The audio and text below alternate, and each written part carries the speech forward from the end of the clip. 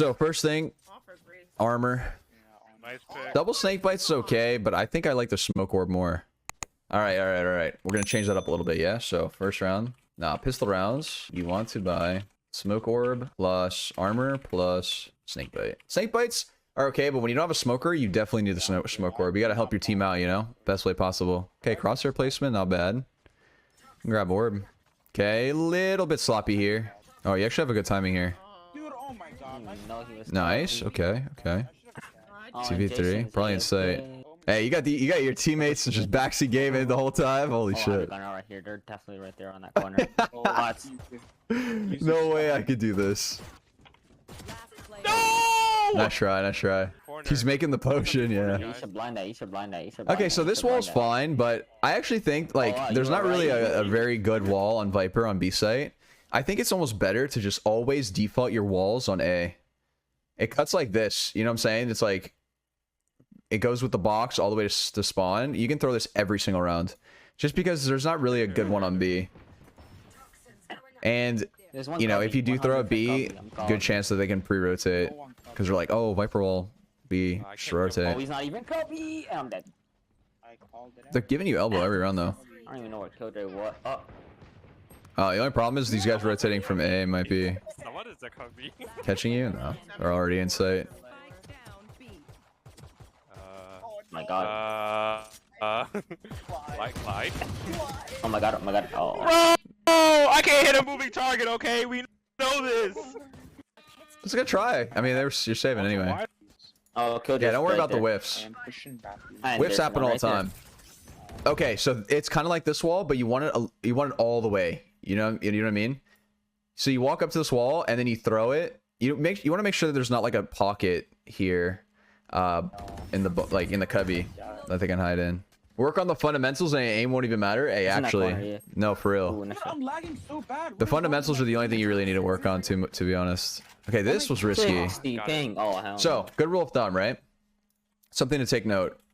When you are up numbers, don't play aggressive. Let me make this more clear, right? So when you have number advantage, don't play aggressive. If you are down numbers, then you can play aggressive. So the idea here is like it's a 3v2.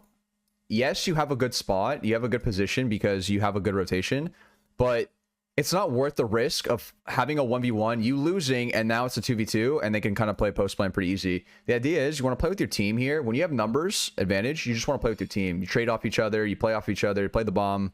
There's no reason to push this. If you guys were down 2v4, I would have loved this play, but just something to consider. I can never deal with that. But you're in a decent spot. In this situation, where would I set up? So you can go elbow with the Sage, you can go long with the Sage, you can even go back hookah, but the idea is like you just play the bomb. You just hide long, wait for them to tap, and then you guys kind of peek together. You play off of each other. If you guys are doubling up somewhere, that's good too, because you know you can trade Sage's death or something. As long as you guys can kind of like shoot at the same. So this, you guys actually have a crossfire here because they were very slow with the rotation with you and Sage. So this actually works out. But just because it works out here doesn't mean it was the correct play from the start, you know?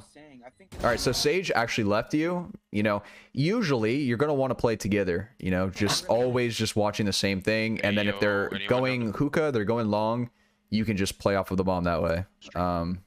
Together, come back and retake it together, right? So here, all Sage has to do is play bomb. My hands was off my key. You got it, Clyde. Stay right there. I mean, not my Clyde. Mooney, don't peek. Peek now. He has to. That guy had to. You have your team like backseat gaming. I feel like it's so you know, I know the intentions are good, but it can mess up plays, you know? So what I mean by that is like, this is why I don't do live coaching either. If I'm telling someone how to play some situation, it's going to be worse than if you play the situation by yourself, because I have something thought out in my mind how you should be playing the situation, but I can't perfectly communicate exactly what I mean, and you can't fully interpret it while you're playing exactly what I mean. So you're going to do what I'm telling you to do poorly. You know, that's how I take backseat gaming. So you're going to want to do what your friend is telling you to do, but poorly, because you're not understanding exactly what he meant, and you have to like readjust that way. That's why I think backseating is so so tough because it doesn't make you play the way you wanted to play, and it's always a poor interpretation of what they want. So that's why sometimes you might get like flustered or clustered. You don't know what's going on. Your teammates telling you what to do, and you're like, oh shit, I got to do this, and then it goes poorly. That's usually the case. Sometimes it's just better to play play your own game and fail by yourself. You think you should have put orb on spike beforehand? Yeah. That's also another thing. If you have lineups, it's always good as Viper to two things you do with the orb, right? One, block a choke. So I like to block CT with the smoke orb because I don't have lineups. But if you do have lineups, you can throw it in the orb and then run back long and then play off of your lineup. So there's two ways you can do it. As long as you're using your orb, then it's fun. Another thing too is after getting sight, someone has to watch flank and get control of a choke. So what do I mean by that?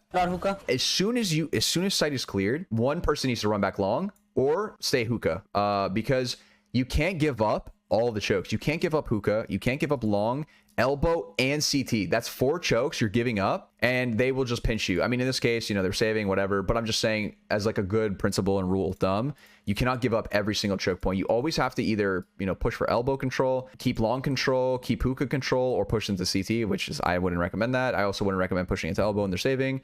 So it's always good. You get sight, someone watches flank. And if you notice no one on your team is watching flank, then that should be you. But, you know, a lot of it is hard to kind of process at the time. I'm just letting you know so you have like a good foundation of what should be happening. And then maybe when your game, it clicks and you're like, oh, someone watch flank. You know, the second sight is clear, someone watch flank.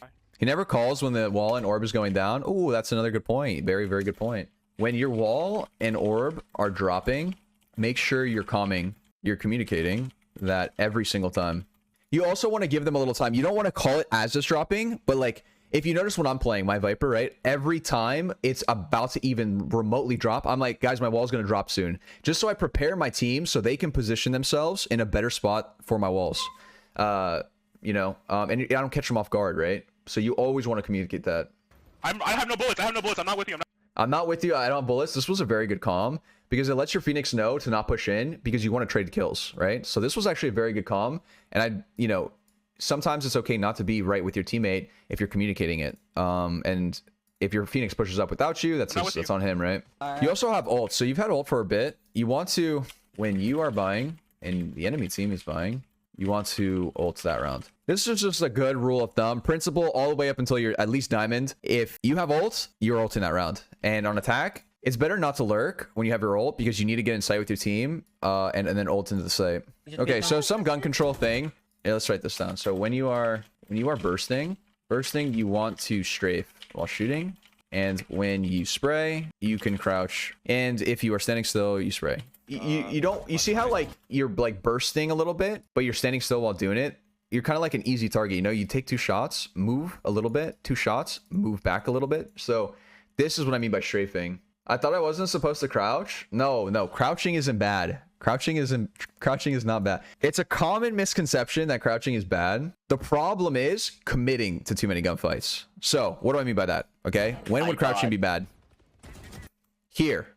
If you spray crouch here, I would say this is bad. Why? Because your crosshair is kind of not on him and it's kind of all over the place. Okay, when would crouching be good? Here, you know, I don't like this spray. So initially on this shot, let's see. Here, I guess you commit this, right? If your crosshair's on him on the first 2 shots, you just commit no matter what, right? Maybe this doesn't hit a headshot. Looks like it's hitting a shoulder or whatever. You commit this spray. So I'll explain in a custom right after this exactly what I mean, and I'll show you some stuff. You want to not commit. Oh, Clyde, you got it. So like right there, crouching helps with bullet spray, right? Like it would be like non-beneficial to Clyde, you got stand still. I got you. Oh yeah, so always make sure your wall's up before you peek something like this, right? Every time. You never swing this without your wall up. But yeah, so you've been sitting on your ult now for like 3-4 rounds, right? If you popped this earlier, you would have already had a second one already up. You know what I mean? The second your ult is up and you guys are buying and the enemy team is buying, you're ulting that round. It's just it's such a simplistic way of looking at it, but I promise you it will help you a lot in lower elos because people always are looking for the perfect ult and you will never find the perfect ult. So just find a way to use it for that round. And you need every edge you can on the gun rounds that you do have, because if you win that gun round, the enemy team is saving the next round. You can already start farming orbs for the next one, because, you know, if they're saving, that's another guaranteed round. Basically, these rounds where you have guns and they have guns and, you know, they just bought or something, it almost counts like 2 rounds, because you win this one and then they're saving, and then that's also almost a guaranteed round too. So very crucial, use it on buy rounds. So what I do, I'll show you in a custom what I mean, but you want to take like 2 shots. So it'd be like 1, 2, strafe. If you miss the first 2 shots, you strafe, and then you aim again. And then if your crosshair's on him, you commit that. And then after those 2 bullets, if my 2 bullets are on him, then I will commit that, crouch, and then spray. But only crouch after 3 bullets. Do not crouch before. Otherwise, it's the same problem as standing still. So what's the problem with standing still and spraying? You were sitting target, right? They just reposition their crosshair on your head and they kill you. Or crouching before you shoot, you're a sitting target. You're just sitting crouching and they just aim at your head and kill you. Both of them are not good. So you want to crouch in between your spray. So if they are aiming at your head, they now have to reposition to your crouched target 3 bullets after you shot, and gives you more time to work with. So that's the point of it. So you get into sight, you definitely ult here. You know, you're sitting on the ult, you get into sight. Okay, this would have been a perfect round to ult. Or use util, use your smoke orb. The idea is you always want to use util before you have to take gunfights. So use util to avoid gunfights. The idea is when you're playing these utility heavy agents, you want to avoid taking fights when you have all your util up. The whole benefit of your agent is having the util. So here it's a 2v4. I would probably throw smoke orb here, throw your wall up, help Sage out. And obviously, you know, you always do want to avoid 1v2 situations. Okay, this is good. You were in a good spot. The only problem I have with this is you are in the cubby, and they love to spray this. They just love to just throw all bullets in this cubby because it's an obvious spot. But the idea of playing outside your ult is never utilized enough as Viper. You have a huge timer to play with, so they're going to spend their time looking in their ult while you stall. So I actually like this play. Again, hope you don't get spammed, but yeah. Okay. Nice. You have to go back in. You can throw. So another thing, as soon as I get that kill and everything was cleared, immediately I would sit back here, I would charge this up and throw a snakebite on the bomb and then run, right? The idea is, like, if this is snakebited, they cannot defuse. It's literally impossible for them to defuse if this was snakebited because of your ult. Snakebites are very, very strong in your ult. It's literally like they cannot walk no matter what through it. So I would have just thrown a snakebite here, you know, and you win the round. I mean, you probably still win anyway. So yeah, right here, snakebite on bomb. Get back in the corner. Get back in the corner now. You have time. They have no time. They have no time. They have no time. Dude. Just go TP, go TP. I want my Mickey! Nice. Oh Nice round, dude. Nice round. Dude, your teammates in the background yelling? Nah, couldn't. I gotta play first. All right, so crosshair placement when pushing into sight, I think is a little bit like too sloppy. I was being a little bit generous, you know, considering that it's silver, but I still think that's something that should definitely be. I'll show you in a custom how to make sure everything's crisp running in, right? Nice. I really like the reposition. Hey, this is something not a lot of people do enough. When you get a kill like this, instead of getting traded and knowing where your position is from the enemy team, it's just better to get a kill and just complete a reposition. And off of repositioning, you can catch people off guard, right? Or they're not going to expect certain plays. Push out showers. Oh, you're dead. Oh, I thought she was going to right swing. Okay. 74? You can right click her. She moved back. She went back short. My back short. Wait, stay there. But I'm not sure. She's right there in front of you. Nice. This round is all because of repositioning. Okay? What do I mean by that? Look where you killed this KJ. So you kill KJ here. And immediately you rotate through, start walking here, you form a timing. Because they don't expect you in this cubby now. And look what happens. Look what happens. You get here in this corner. This was a good calm actually to stay here. Wait, stay, In stay, this- stay, stay. So what happened was, this is what happened. He walked up here and he is looking, what's it called? U-Haul. And he doesn't see anything. So he immediately assumes you went sight, or you're still back here. So you formed the timing all because of repositioning after a kill. Or making noise. That's why you were able to get this jump. She's right there in front of you. Nice. And again, you ran a little bit, but I still like the reposition. Yeah, so when you have numbers advantage, play with the team. You know, push together, wait for your teammate. It's just not worth you trying to go for these 1v1s, you know? Alright, actually the ult kind of scuffed. So how you want to ult on defense is you want to ult like a choke right at the start. So what I like doing, I like ulting like short. You just ult short right away from the start, and then you play only 2 on A. One person's watching your showers, you're watching short, and then you play 3 towards B. You don't want to use your ult reactively. So don't use ult on defense reactively. Rather use it from the start and rotate people over to the opposite site. You can't hold showers and short yourself, so you do need somebody to watch your showers, but it's gonna be very hard for them to take it on you guys. And when you have 3 people on B, you guys should be winning that. The idea is, like, even if they don't come to your site when you're ulted, you're doing your job by forcing them to the opposite site, right? And they're forced to go to a site that has 3 people on site stacked, right? So that's the whole idea behind ulting at the start. Okay, so clearing corners too. I think you're peeking too much while holding W. That's a big one. I'll show you what I mean. You can throw your wall. Util. You're not using your util. Throw smoke on showers. Oh, my crosshair was on his head. Good. So, you know, you got to use your util a bit more.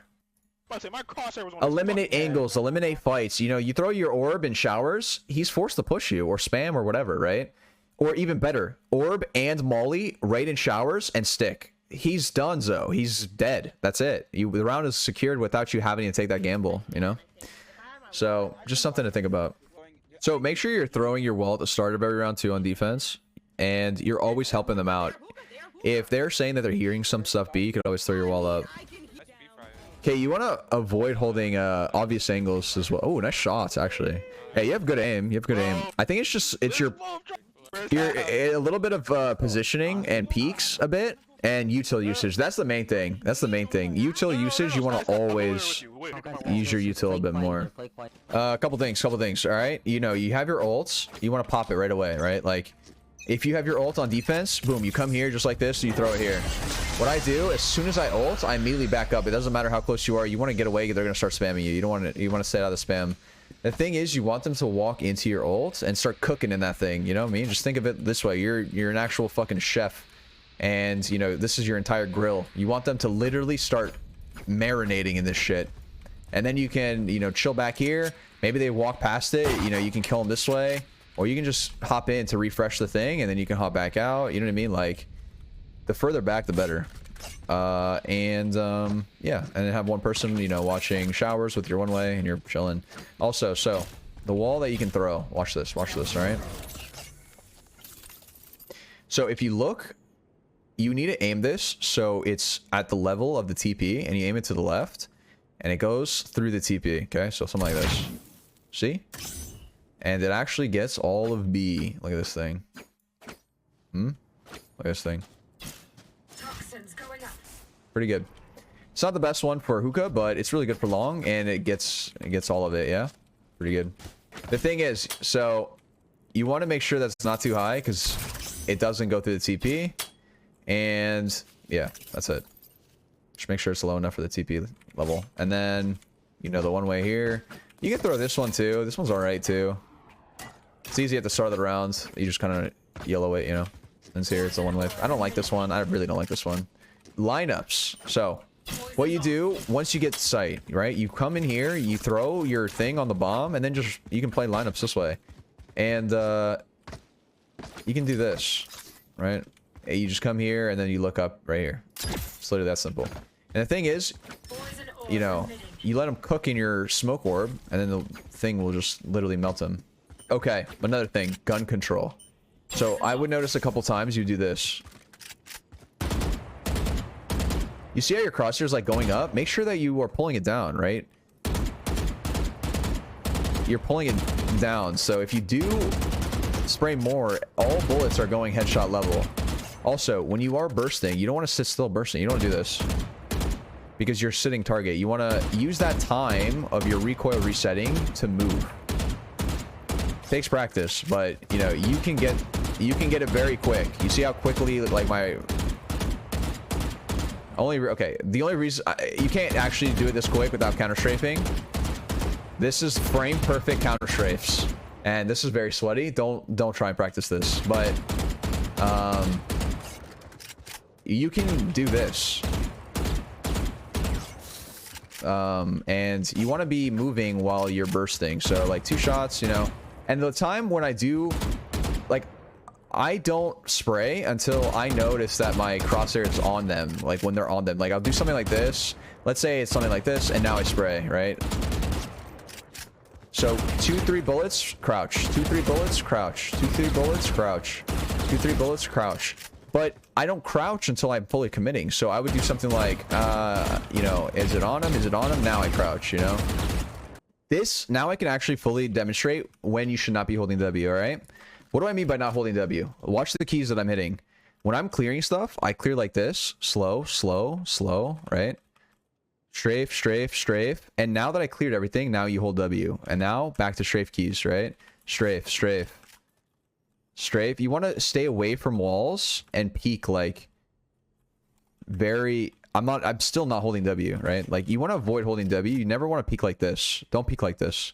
If you're going to peek, you peek with your back to the wall and peek slow, right? Because how you should be thinking about it, there's a couple times where I see how you peek into 2 people, you know, which isn't... You always want to isolate 1v1s. Maybe I can do it this way. Let's do it this way. This way is better. So what we'll do is think of this as the giant pie, okay? This is a giant pie. This whole angle from here to here. Giant pie retaking, okay? You want to avoid eating it all in one bite, okay? You need to get it. You need to eat it one slice at a time. What do I mean by that?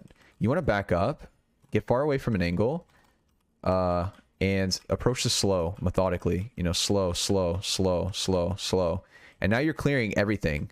Why? Because if there's multiple people, one guy there, one guy here, one guy here, you are only exposing yourself to 1v1s. Never 1v2s, never 1v3s, especially not 1v4s, okay? And the reason why you want to back up to the walls is because when you're close, let's say I'm right here. This eliminates having to flick. Correct. Let's say you're up close here. Your shoulder, actually your whole body's sticking out to this guy here. I wish I had someone else in this customs to show you, but it's all good. I'll make a video on this specifically talking about this. Your whole shoulder's exposed, and this is the vision you have. With that same vision that you just had, look where we at. I have the exact same vision I did with being up close here, but you are not exposed anywhere near as much. So always when you're backing, well, not always, but for the most part, when you're backed up, you have more control, you're exposed less, and you have more time to react.